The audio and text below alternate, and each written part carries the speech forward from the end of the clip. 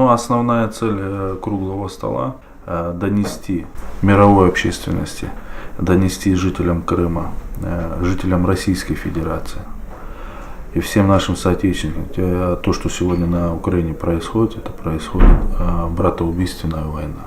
Да? Что на сегодняшний день крымчане и в целом российское государство, мы стоим с дончанами плечом к плечу, мы готовы друг другу помогать. Это нас на сегодня, это горе нас объединяет. Да? Мы все боремся и хотим, чтобы как можно быстрее та ситуация, которая на сегодняшний день происходит в украинском государстве, как можно быстрее закончилась.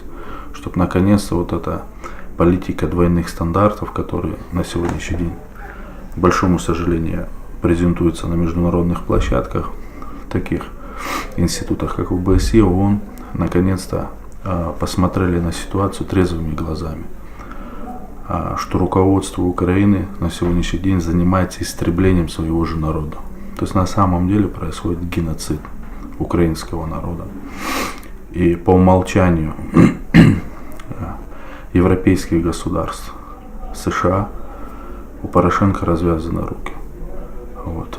Эти руки сегодня в нашем понимании уже по локоть в крови.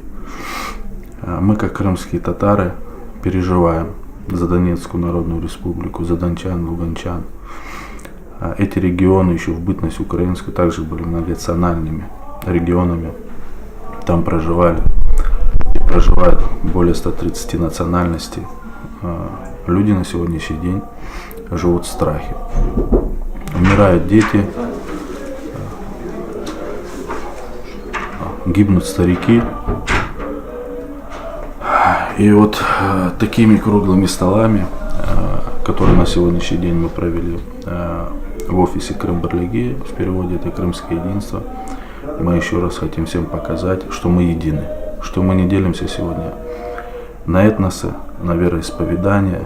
То есть мы бьемся над тем, чтобы как можно быстрее Минские соглашения воплотились в жизнь.